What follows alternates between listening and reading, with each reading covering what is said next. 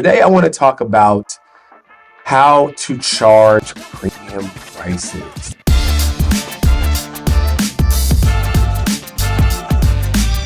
What's going on, everybody? Welcome back to another episode of Financial Freedom Fast Lane. And remember, the quicker you get to your dream life, the longer you get to live it. And I'm your host, George Achampong, and we are live in Chicago, summertime shy, just coming off of our last stop on the Melanin Money podcast tour in conjunction with Social Proof. So, feeling great, feeling amazing. If you hear a little shuddering in my voice, it's because we were talking loud last night. But here we are, nonetheless, coming live and direct to you. So, today I want to talk about how to charge premium prices. This is something I've talked about on the Melanin Money shows. For those of you who haven't tapped in with that, we just recently crossed over 100 episodes on the Melanin Money show. But I wanted to talk about it again here over on Financial Freedom Fast Lane. So, let's get into it. Now, when you think about charging premium prices, right? You look at a shirt like this. This is a new shirt that we're going to be releasing underneath the Melanin Money store. The shirt itself is probably fairly similar to the same types of shirts that maybe Gucci or Prada or whoever else use, right? In terms of fabric and material wise. So why is it that Gucci, Prada, and all these companies are charging $80, $100 and some odd dollars for a t-shirt, right? And there's other companies charging $5 to $20 for a t-shirt, right? Like, why is that, right? How can people charge premium prices? Now, this is going to vary between service-based businesses, physical products, etc. But I'm going to give you some principles that can be relatively universally applicable to being able to sell premium products. All right. The first one on the list is experience. Okay. Now, when you want to charge premium prices, you have to give someone a premium experience. It might be a similar product, right? Then you can buy down the street. But if you give them a premium experience, then people will be okay paying a premium price point, right? So for example, if you are in first class, the seats are more plush, they're wider, they're more comfortable, you get your drinks, right? You just get treated differently. It's the same plane, but it's a completely different experience, right? Still getting to the destination at the same time, but because the experience is amplified, you get to charge more.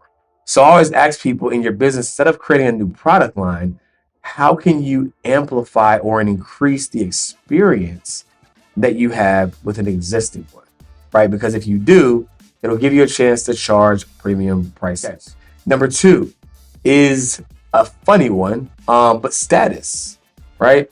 People like status. People like to be revered by their peers. Like they want to feel like they're special. And so you got to ask yourself, can I create a level of perceived status with my product or service, right? By someone having my product or service, does it elevate their status?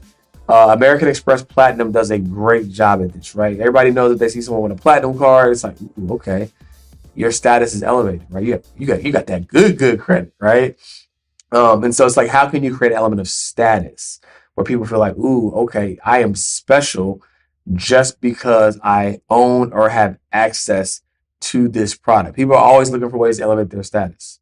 And if your product or service can do that, right, then people will buy it, right? People buy Gucci and Prada, not because it's the nicest clothes. It's like when people see it, it elevates their status based upon the association of that brand, right? So how can I elevate my customer's status by simply owning my product, and then I can charge a premium price, right? Sometimes it's because it's limited and it's rare. You can't, and there's only a certain amount made. And if you were able to get your hands on it, or maybe it's invite only, or you have, if you know, like whatever you can do to create that level of like, ooh, status, I guarantee you it'll allow you to charge premium prices.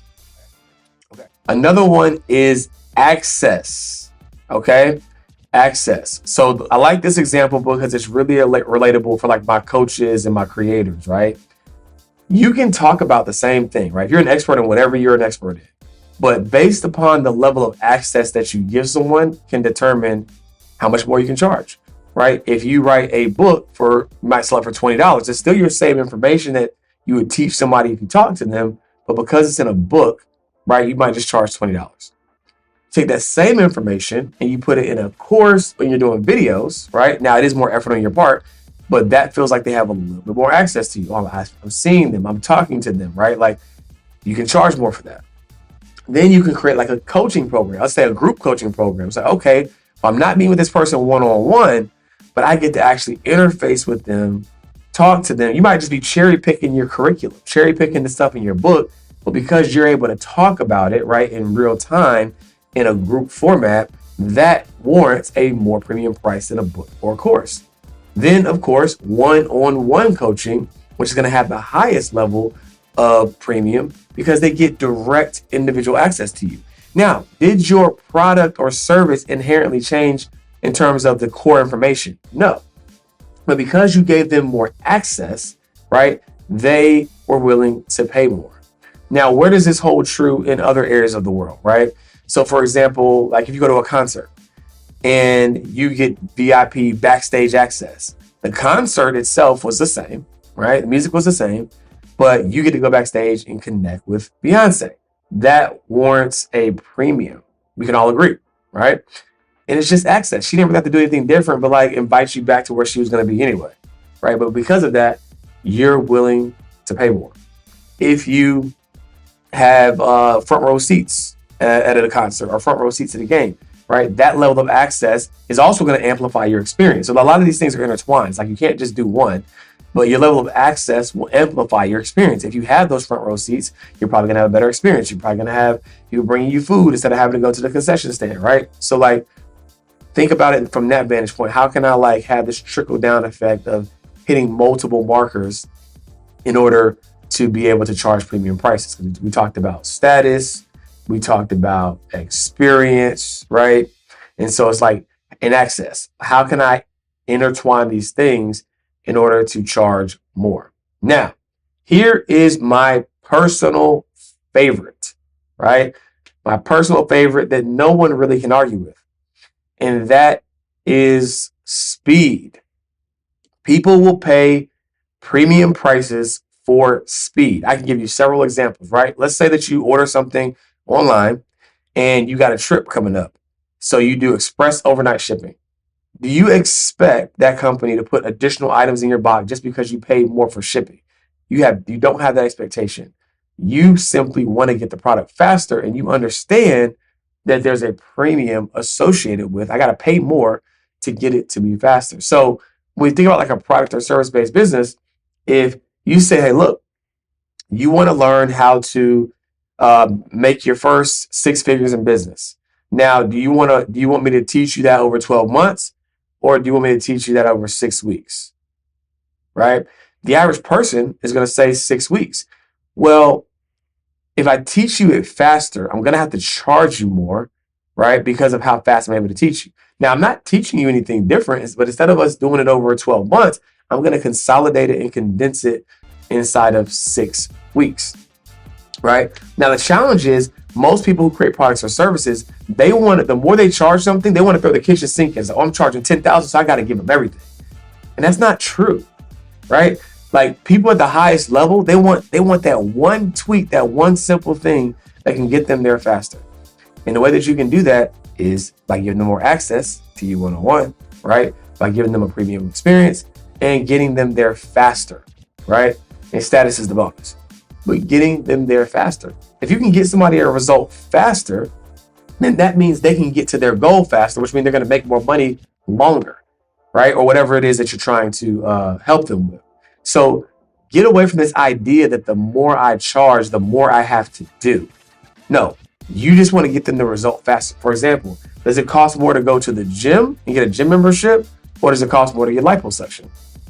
Now, I'm not advocating for liposuction, but the reason why people do it and get their body done, the BBLs and all that, is because it's fast. They don't want to go to the gym for 2 years or 12 weeks or however long it takes to get their dream body, right? They want speed, right? So you can take a card out of a plastic surgeon's book and say, well, how can I charge more money for this speed that they want, right? They want to get there faster. Same way you want your package to get at your house faster and you got to pay more for shipping is the same way. If you want a result faster, you got to pay more, right? And it's very easy to quantify, or it's very easy to sell when you have a quantifiable result. Like again, if someone's like, man, I have not been making the money that I want to make. Do I want to wait 12 months to figure out how to make it, or do I want to start making it in 6 weeks, right? alas. But again, for whatever reason, people think they got to do way more when they charge more, and that is a logical fallacy. So I hope that these tips were helpful in understanding how you can charge premium prices, right? You can probably do more, offer more. When I say offer more, I just mean like when someone's paying you more, you can have a better experience and everybody wins. That's the other thing about premium prices, right? It's like when you charge your customer appropriately, you can have the right team, you can have the right experience. When you're not charging enough and you're barely like covering your margins, you got to like be very, very particular about what you include and what you don't include because there's not enough margin there. But if you charge accordingly and offer a premium experience, your customers will never, ever push back if you deliver something that they haven't got before. So hopefully this was helpful. Let me know how you are going to take action on this and start charging premium prices yesterday.